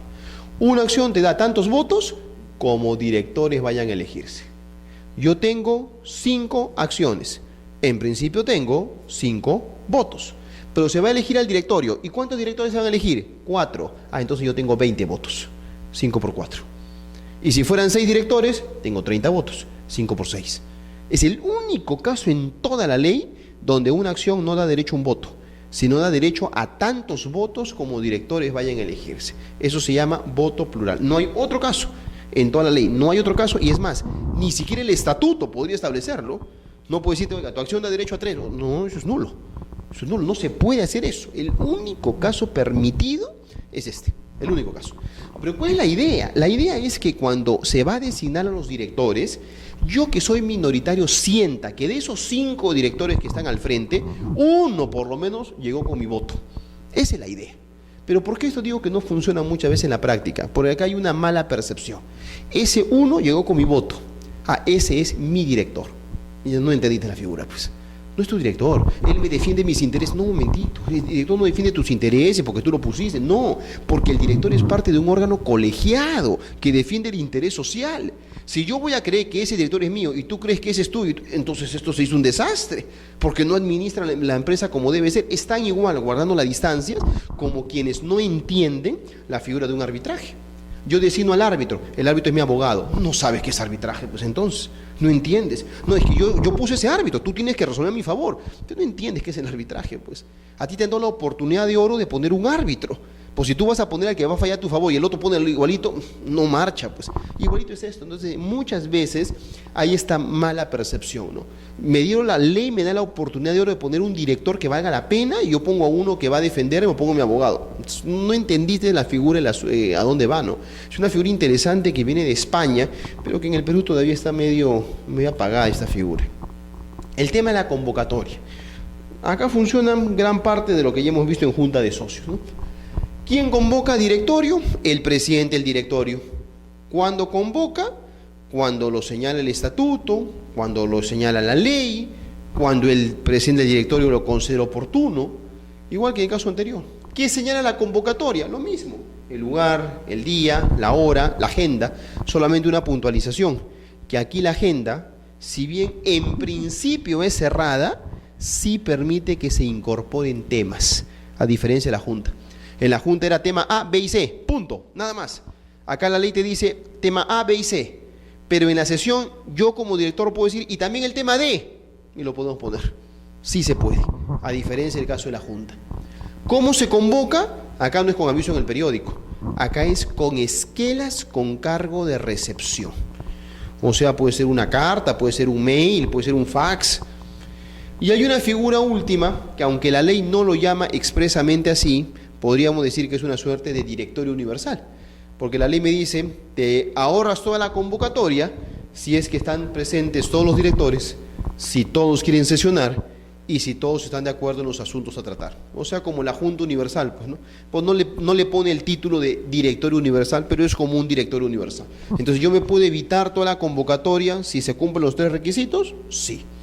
El acta, igual que en el caso anterior, recoge pues los acuerdos, las deliberaciones, está en un libro también, ¿no? Que es un libro de actas de sesiones de directorio, igualito, formalizado, legalizado, foliada cada página, etc. El ejercicio del cargo de director. La ley dice algo que viene, pero de hace siglos atrás. Y esto lo dice cualquier ley de sociedades o código de comercio en el mundo. La famosa expresión, el ejercicio del cargo de director debe ser con la diligencia de un ordenado comerciante y de un representante leal. Famosa frase. Pero ¿qué es eso? Medio abstracto. ¿Qué significa eso? La segunda parte quizás es más clara, representante leal, bueno, que no sea desleal, ¿no? Que no haga negocios paralelos, que no se levante pues a los clientes de la empresa y se los lleva a un negocio suyo, eso es que sea representante leal. Pero lo primero, ordenó comerciante, ¿qué cosa es un ordenó comerciante? Es alguien que paga sus deudas a tiempo, es alguien que declara pues a la SUNAT puntualmente, es el que paga a los trabajadores en su fecha, es el que mantiene pues en orden los libros de contabilidad. ¿Qué cosa es ordenó comerciante? En realidad es un tema bien abstracto que habrá que verse en cada caso, pero creo que como premisa general, para decirles algo al respecto, podrían tener lo siguiente. Ordenado comerciante significará que el director ejerza la conducción del negocio ajeno como si fuera un negocio propio. Eso es lo que se busca. Que le ponga el empeño, que se ponga la camiseta, por decirlo de modo corriente, y maneje el negocio ajeno como si fuera negocio propio. Que realmente pues identifique, no es que es un ave de paso, ¿no? Entonces, ¿yo qué cosa busco en un director? Alguien que se identificó con el negocio, que realmente está marchando, está involucrado. Ya tendré que verlo en cada caso, ¿no? ¿Qué cosa significa de que esté involucrado o no? Pero más o menos por ahí va. Guardar reserva de los negocios sociales, obviamente, ¿no? Un director se entera pues de toda la información confidencial de la empresa. Yo no voy a salir a divulgar lo que me he enterado dentro de la empresa. Tengo que guardar reserva. Cautelar el interés social, por sobre todas las cosas que debo defender, el interés de la sociedad. No puede participar por cuenta propia de terceros en actividades que compitan con la sociedad. Yo no puedo dedicarme pues a sacar la vuelta a la empresa llevándome clientes a un negocio similar, salvo que la sociedad me haya autorizado, ¿no? Si la sociedad me ha autorizado, yo soy director de una empresa textil y me ha autorizado a que yo tenga una empresa textil, bueno, si me autoriza no hay ningún problema, ¿no? Pero que yo le saque la vuelta y no le diga nada, y yo tengo una empresa del mismo rubro, que muchas veces se ve eso en la práctica, ¿no? Y me llevo los clientes, y le cargo los gastos de acá, de la mía, a esta empresa, y me llevo los trabajadores. Bueno, eso es desleal, pues obviamente, ¿no? No estás manejando la empresa con un ánimo de lealtad, sino al contrario, estás aprovechándote de esa empresa. El tema de la información se da en dos sentidos. El directorio tiene la obligación de proporcionar a los accionistas y al público la información que la ley determine. Por ejemplo, antes de una junta de socios, le tiene que dar a los accionistas acceso a los balances, por ejemplo. Tiene que dar. Pero así como da, tiene derecho a recibir. Cada director tiene derecho a que la gerencia le brinde información sobre la marcha de la sociedad. Va en dos sentidos. Yo doy y yo recibo. En ambos sentidos el tema de la información. Responsabilidad. Un director es responsable ilimitada y solidariamente por los daños y perjuicios que causen los acuerdos o actos contrarios a la ley, al estatuto o realizados con dolo, abuso de facultades o negligencia grave. Esto es enorme. Ese párrafo ahí es gigantesco, o sea, los alcances de eso es enorme. Y tengan en cuenta lo siguiente: un accionista responde de manera limitada, un director de manera ilimitada. Ahí está. Entonces, si el director acepta ser un títere del accionista y simplemente no tener ni voz ni voto y hacer lo que el otro dice, allá tú, porque tú pones el pecho. O sea, el otro es el que hace cosas irregulares, que pasa muchas veces. El accionista se mete en 1001 líos, hace negocios hasta ilegales, y no se da cuenta el director tontamente que el que está poniendo la cara es él. Y cuando mañana pase algo, el que va a responder no es el accionista, es el director. Entonces, si yo soy director de una empresa, debo ser alguien que realmente me haga respetar en mis decisiones, que yo tengo un lugar, que yo digo algo y si no estoy de acuerdo me voy, pues. Pero muchas veces aceptan, hay unos que aceptan por eso, y eso pasa hasta en las operaciones de lavado de activos. Hacemos una actividad ilícita, ponemos de pantalla a 3 directores y tú estás tranquilo porque recibes tu dieta. Y te digo, ni vengas, no haces nada, punto, firma el acta nomás y te pago y yo soy feliz, pues recibo dieta y no hago nada. Mañana cuando hay un problema, ¿quién responde? ¿El accionista? No responde el director. El cargo de director es una cuestión bien extrema porque tú asumes responsabilidad por un montón de casos. No solo eso, responde por el incumplimiento de los acuerdos de la Junta General, responde por las irregularidades de los anteriores directores, o sea, ni siquiera lo suyo, sino de lo que hizo un director anterior. O sea, la responsabilidad es bien grande. Y ojo que esto de acá que estoy diciendo es el supuesto genérico de responsabilidad, porque además están los supuestos específicos. Si uno revisa la ley, va a encontrar que supuestos específicos hay 20 supuestos donde un director responde así, específicamente, porque repartió utilidades indebidas, porque aprobó un balance que no era, etc. Son supuestos específicos, hay 20. Y para lo que no encaje en los 20, en esos 20 casos, está esto, que es lo genérico, y lo abusivo, lo doloso, lo genérico. O sea, la responsabilidad pues de un director es enorme. Ahora, ¿cómo salva su responsabilidad? Porque si no, pues nadie quisiera ser director. ¿Cómo salva su responsabilidad? Manifestando su disconformidad. Yo le dije al empezar la parte de directorio, la actuación es colegiada, pero la responsabilidad es personal, ¿no? Oiga, se va a adoptar un acuerdo ilegal, yo no estoy de acuerdo. Que conste en acta que yo estoy en desacuerdo. Mañana se cae este acuerdo y hay responsabilidad. ¿A quién se demandará? A los que votaron a favor, pues. A mí no, yo voté en contra. Yo debo exigir que en acta conste mi oposición. ¿Y qué pasa si yo digo que conste en acta y no me hacen caso y no lo quieren poner en el acta? Mando una carta notarial. Inmediatamente una carta notarial diciendo, oiga un momentito, yo no estoy de acuerdo con esto, con lo otro. Yo así salvo mi responsabilidad, porque cada uno baila con su pañuelo. Aquel que votó a favor, ese responde. Yo voté en contra, no tengo nada que ver acá. Yo tengo nada que ver si yo voté en contra. Por lo tanto, tengo forma de salvar mi responsabilidad, claro, porque si no, repito, nadie quisiera ser director. ¿Y esa responsabilidad cómo se da? En el ámbito civil y en el ámbito penal. En el ámbito civil, podría ser que al director lo demande la propia sociedad. Eso se llama pretensión social de responsabilidad. ¿Quién lo demanda? La sociedad. Podría ser que al director lo demanda un socio o un tercero como un acreedor. ¿Quién entonces? Eso se canaliza por pretensión individual de responsabilidad. Son las dos formas como es demandado un director en la vía civil, por pretensión social o pretensión individual. Nada impide que un director sea demandado por pretensión social y pretensión individual. O sea, las dos cosas, ¿no? Nada impide eso. Ahora, eso en el ámbito civil, sin perjuicio del ámbito penal. Y en el ámbito penal podrían denunciarlo pues por delito de fraude en la administración de personas jurídicas, por ejemplo, ¿no? Del artículo 198 del Código Penal. O sea, una cosa no quita la otra, son vías distintas. Responsabilidad civil, responsabilidad penal. Muy bien, todo eso en cuanto al directorio. Y cerramos ahora con la gerencia, el último de los órganos societarios, que sigue gran parte del directorio. Esto es bastante breve. Preguntas concretas respecto a sus características. ¿Quién designa al gerente? Al gerente lo puede designar el directorio o lo puede designar la junta de socios, cualquiera de los dos. Lo común es que la junta de socios designa a los directores y el directorio designa a los gerentes. Ese es el camino ordinario, lo que ocurre normalmente. Pero puede ser que la junta designa al gerente, está autorizado perfectamente. ¿Cuántos gerentes hay? Lo que la sociedad disponga. Mínimo uno. Mínimo uno. Hago un paréntesis. El tema de la gerencia es un tema que en la ley no está muy desarrollado, porque en realidad lo que la ley ha hecho es dejar enorme libertad para que la sociedad regule ese tema. Y lo que dice es bien poco. Este es casi un modelo para armar. Nosotros podemos establecer una serie de cosas como las que voy a comentar.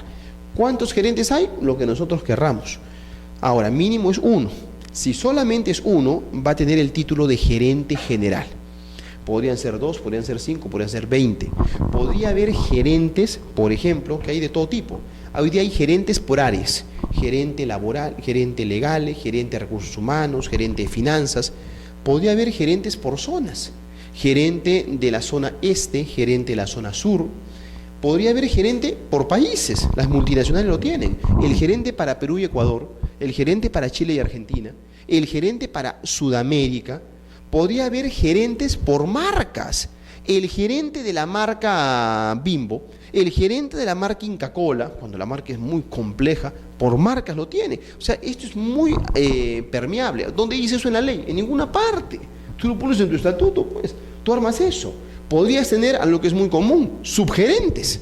La ley no te dice ni una sola palabra de subgerentes, nada. Pues tú puedes tener subgerentes, ¿no? Tengo un gerente legal y financiero y tengo un subgerente legal y un subgerente financiero. Puedes tenerlo, ningún problema. Algo que sí dice la ley y que a veces uno no se percata. La pregunta, ¿y cuántos gerentes generales hay? Bueno, obviamente pues uno. No, puede haber dos. Gerentes generales puede haber dos, claro. Y la ley lo dice. Puede haber dos gerentes generales, claro. Hace un momento les di un ejemplo de Alicorp, si recuerdan. Gerente legal, gerente general y gerente general adjunto. Es posible, claro, y es bastante común. Y tú tienes dos gerentes generales. Eso es posible, la ley lo regula. Pero a veces uno tiene la idea que gerente general solo es uno y nada más que uno, ¿no? No puede ser más de uno. O sea, todo eso es un modelo para armar. Duración del cargo de gerente no es una duración fija. Este es un cargo de confianza. ¿Cuánto dura? Lo que dure la confianza en esta persona. Puede ser 2 meses, puede ser 10 años. Es un cargo de confianza. Ahora, ¿podría ser que se le establezca un plazo? Sí, claro, si quiere establecer un plazo, lo establece, pero nadie le establece un plazo porque es un cargo de confianza. Yo no te pongo de gerente 4 años, no, porque yo te puedo remover en cualquier momento. El cargo de gerente es removible en cualquier momento. Y lo puede remover el directorio o lo puede remover la junta, independientemente de quién te designó. Si a mí me designó la junta o el directorio, me puede remover la junta o el directorio en cualquier orden. Me puede remover. Y ojo, me remueve sin expresión de causa. No me tienen que decir por qué. No, a mí me pueden remover en cualquier momento. Sin embargo, hago una puntualización. No hay que confundir lo que a veces se confunde: el ámbito societario con el ámbito laboral. Son cosas distintas. Que a mí me puedas remover en cualquier momento sin expresión de causa no significa, y lo digo directamente, que me estés botando de la empresa. Remover es que me sacas del cargo. Ahora, yo puedo seguir trabajando acá, ¿no? Pero con otro cargo. Son cosas distintas, porque a veces se mezcla una cosa con la otra. Si tú me sacas de la empresa y sin razón alguna, es un despido arbitrario, ¿no? Ámbito laboral, me das mi indemnización, mis 12 remuneraciones, el tope, 1,5 por año. Es otra cosa. Te lo digo porque hace poco teníamos un caso, por ejemplo, donde la empresa pues lo removió al gerente y sobre pretexto de la remoción se lo sacó, no, afuera, y tenía años de servicio, se lo sacó de un día para otro. Y cuando este reclama, su argumento es no, porque la Ley General de Sociedades me permite de que yo lo pueda despedir al gerente y sin expresión de causa. No, un momentito, estás confundiendo. Una cosa es remover, otra cosa es despedir. Son cosas distintas. La ley te dice que lo puedes remover, no te dice que lo puedes despedir. Si tú lo despides, eso ya es otra cosa. Y al final se demandó y se ganó su indemnización, pues no. Se habían sacado de mala manera, entonces despido arbitrario. Una cosa no quita lo otro. Entonces no entendía la empresa porque justificaba su actuar laboral con la ley de sociedades. Está mezclando, pues, una cosa es sociedades, otra cosa es laboral. Son cosas distintas. No hay que mezclar una cosa con la otra. ¿Quién puede ser gerente? Puede ser una persona natural o una persona jurídica. Ya les había anticipado hace un momento, ¿no? Esto último es lo que se llama en el mercado la doctrina del management, el gerenciamiento profesional. Y la remoción, ya les dije, ¿no? Puede ser removido en cualquier momento, en cualquier circunstancia. Atribuciones del gerente. ¿El gerente qué atribuciones tiene? Bueno, puede tener las atribuciones que se han establecido en el estatuto, o sea, antes que llegue al puesto.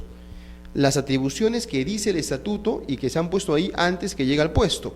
O puede ser que las atribuciones se las han dado cuando lo han nombrado, o sea, en el momento en que llegó al puesto. O puede ser que las atribuciones se las han dado después de llegar al puesto. O sea, son los tres momentos, ¿no? A mí me las dieron antes que llegue, durante el momento que llegué o después que llegué.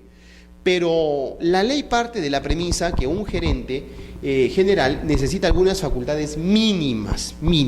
Entonces, así no me haya dado la sociedad una sola facultad en el estatuto, en el acuerdo de junta, lo que fuese, yo por ser gerente general tengo facultades mínimas, que son las que están ahí, ¿no? Por ejemplo, yo tengo pues la representación legal de la sociedad. Yo puedo asistir con voz y sin voto a la junta de socios, al directorio, etc. Son facultades mínimas. Yo no necesito que haya una facultad expresa para que yo represente a la sociedad. No, esas son facultades mínimas, porque si no podríamos llegar a la situación en que el gerente general pues no puede hacer nada, está de brazos cruzados. Entonces, así no me he dado ninguna facultad, yo puedo celebrar y ejecutar actos y contratos ordinarios. ¿Y qué cosa es un negocio ordinario? Aquello que está vinculado al objeto social. Entonces, si esta empresa se dedica a fabricar sillas, yo para fabricar y vender sillas, yo para vender una silla no necesito un poder, yo puedo hacerlo en virtud que soy gerente. Si yo soy gerente general, puedo ir a vender un lote de 5.000 sillas, lo puedo hacer, claro. Lo que no puedo hacer es vender edificio, porque ese ya no es un acto ordinario, es un acto extraordinario. Para eso sí necesito un poder, acuerdo de la junta, ¿no?, que me delegue esas facultades. Pero para vender las sillas, yo no necesito un poder, porque ese es un acto ordinario. La responsabilidad, igual que en el caso del directorio. La responsabilidad se da por daños y perjuicios que ocasione, por incumplimiento de sus funciones, de sus obligaciones, por dolo, abuso de facultades, negligencia grave. La absolución anticipada de responsabilidad, sea que lo diga el estatuto, la Junta General o el directorio, es nula. O sea, decir, este gerente no será responsable por nada, eso es nulo, no se tiene propuesto. Y la responsabilidad puede ser civil o puede ser penal, en uno y en otro caso exactamente igual, ¿no? En uno y en otro caso, como el caso del directorio, puede ser una responsabilidad civil en el ámbito de la pretensión que hemos visto de social o pretensión individual, y puede ser penal por el delito en que haya incurrido. Entonces, ahora sí tenemos ahí el paquete completo de todas las atribuciones que tiene y las responsabilidades de cada uno de estos órganos societarios, ¿no? Como ustedes pueden apreciar en el panorama completo, el gobierno de la sociedad se construye sobre estas tres columnas vertebrales: junta de socios, directorio y gerencia. Sin embargo, agrego lo siguiente: esas son las columnas vertebrales básicas. Ahora, ¿pueden haber otros órganos? Ah, claro, por supuesto. ¿Y en el estatuto podríamos crear otros órganos que nosotros consideremos pertinentes? Sí. Por ejemplo, un consejo consultivo, podríamos tenerlo. Podríamos tener algo que es muy común: presidente ejecutivo. ¿Dónde la ley dice eso? Por ningún lado. Podemos crear un presidente ejecutivo. Podríamos tener comités. El comité de ascensos, el comité de remuneraciones. Si es una empresa familiar, que hace un momento la aludía, podría tener un consejo de familia, podría haber una asamblea familiar. Claro, todo eso puede haber. Finalmente nosotros podemos armar como querramos. Podríamos tener un comité central corporativo cuando es un grupo de empresas. Podríamos tener muchas cosas. Depende ya cómo nosotros querramos amoldar nuestra empresa. Pero de cajón tiene tres parámetros, ¿no? Junta, directorio y gerencia. Ahora, si la empresa es muy grande, ya tiene pues estructuras particulares, ¿no? Tiene portavoz, por ejemplo, ¿no? Las grandes empresas tienen el portavoz, ¿no? ¿Quién es el que sale a hablar a nombre de la empresa? No es el gerente general, no. Es alguien de carne y hueso, que yo soy el portavoz. Y empresas como Telefónica tiene el portavoz para asuntos comerciales. con la prensa, yo salgo. El portavoz para asuntos de gobierno, el que sale a hablar con los ministros, es otro. O sea, todo eso podemos crear. Lo importante acá, para cerrar esto, es que cada órgano, sean estos o los demás, tenga sus funciones determinadas. Entonces, ¿de qué te encargas tú? ¿De qué te encargas tú? ¿De qué te encarga el otro? Porque si no, todos tienen todo y nadie tiene nada. Y es un desorden. Y el problema surge cuando mañana ocurre una irregularidad y todo el mundo se hace a un lado. Y nadie quiere asumir responsabilidad. Entonces, acá tiene que estar bien claro, bien clarito. Oiga, el tema de tramitar la licencia, la renovación de la licencia de funcionamiento, ¿quién la tenía? ¿Quién la tenía? Alguien la tenía que tener. La tenía pues el gerente o el apoderado X. Ok, no hiciste, volaste pues. Pero, alguien no tenía, pero eso de que todo el mundo tiene todo y nadie tiene nada es un problemón, porque al final todo el mundo es un lado, ¿no? Entonces, el gobierno se va a manejar, sea una empresa chiquita, sea una empresa grandota, pero se va a manejar en el sentido que haya orden. Y orden es eso, pues, ¿no? Que haya gobierno, cada uno con sus funciones, cada uno da cuenta a alguien, pero se siguen pues los estamentos, ¿no? Se va pasando esto. Un gerente está dentro de la estructura gerencial. Cierro con esto, ¿no? Caso reciente que veíamos, donde un gerente, medio pues, por decirlo menos altanero, el gerente no quería respetar al gerente general. Sería un gerente de línea y no quería respetar al gerente general. Dice, no, un momentito, porque a mí me nombró el directorio, yo respondo al directorio. Un ratito, que te nombre el directorio no significa que tú pasas por la cabeza del gerente general. Tú eres parte de la gerencia. Y el gerente general le decía algo, y yo no, a ti no te hago caso, me hago caso al directorio. ¿Por qué? Porque él me nombró. También que te nombre, pues. Pues tú eres parte de la gerencia. Y el que tiene las funciones ejecutivas soy yo, gerente general, ¿no? Entonces no quería obedecer y obviamente estaba actuando de manera irregular, ¿no? Porque justamente el tema es de que hayan órganos de línea, ¿no? Y que todo esté estructurado. Solamente así es que puede marchar adecuadamente la empresa, porque cada uno tiene funciones determinadas, ¿no? Bueno, con eso tenemos pues toda la estructura de los órganos de gobierno dentro de la sociedad, estos órganos societarios, y que cubre especialmente, o que tiene importancia especialmente por el tema de gobierno corporativo que les he dicho de que se ha publicado recién este código, ¿no? En varias cuestiones incluso que tiene incidencia en estos temas de órganos societarios. ¿Sí?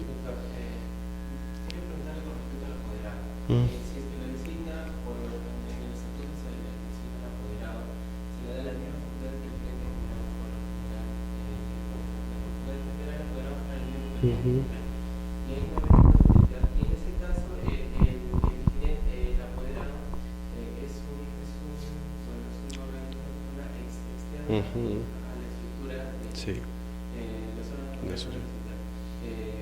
No habría un... Veamos. El apoderado es un representante, ¿eh? Tú le das poder a alguien. ¿Qué pasa cuando hay varios? O sea, tienes un apoderado, tienes un gerente. Ahí lo que viene es lo que se llama la representación plural. Entonces es un tema de acto jurídico, ¿no? De Código Civil. Tú tienes varios representantes. Ahí lo que debe quedar claro es cómo van a actuar. Van a actuar indistintamente, o sea, lo puede hacer esto, este o este o este. Van a actuar conjuntamente, los tres tienen que estar juntos y firmar el mismo documento. Van a actuar sucesivamente, uno primero, otro segundo, otro tercero. Eso hay que ver, eso tiene que quedar claro. Es muy común que para ciertos temas sea conjunto, lo que llaman firmas mancomunadas, ¿no? Por ejemplo, para girar un cheque, hasta $10.000, el gerente a sola firma, él solito. Más de $10.000, el gerente más el apoderado, por ejemplo, firma conjunta. Entonces ahí tiene que haber dos firmas. Entonces, ahí lo que debe quedar claro es eso, ¿no? Cómo se va a actuar, porque si no empieza el desorden. Y hay empresas que tienen pues 20 apoderados, ¿no? Y está bien claro. 2 apoderados que tienen facultades contractuales, firman contratos. Acá, facultades bancarias, facultades administrativas, facultades judiciales, facultades de arbitraje, facultades bancarias. Entonces, el tema bancario, abrir una cuenta corriente, no lo ve el de acá, lo ve el de acá. Cada uno tiene sus facultades, tiene una lista de cosas. Hay empresas que son complejas, ¿no? Y tiene una cantidad de apoderados, porque es así, pues es complejo, ¿no? Entonces ahí te estipula bien qué puede hacer cada uno, ¿no? E incluso, y si el apoderado puede delegar el poder en otro, ¿no? Y se establece, ok, sí puedes delegar, pero solamente esto, esto y esto. El resto no puedes.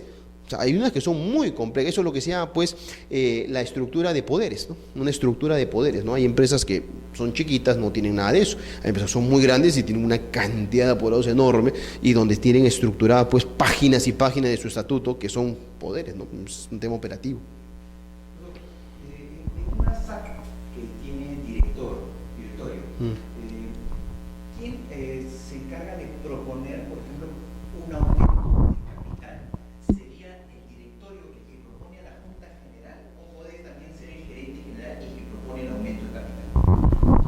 Ahí en tanto se trata de un tema que finalmente va a ser decidido por la Junta, la propuesta puede venir del directorio o puede venir del gerente. No hay una regulación específica, salvo que el estatuto lo hubiese dicho. Pero si no dice nada, en realidad no hay ninguna regulación. Ahí lo que importa es quién lo va a aprobar, ¿no? Que lo va a aprobar es la Junta de Socios, va a aprobar eso. Normalmente quien lo canaliza, pues esto es, si hay directorio, el directorio. Si no hay directorio, el gerente general. Es una propuesta y dará una explicación técnica de por qué se requiere, ¿no? Pero finalmente no hay una regulación específica en la ley, ¿no? Ninguna. Muy bien, amigos. Entonces, muchas gracias por su atención.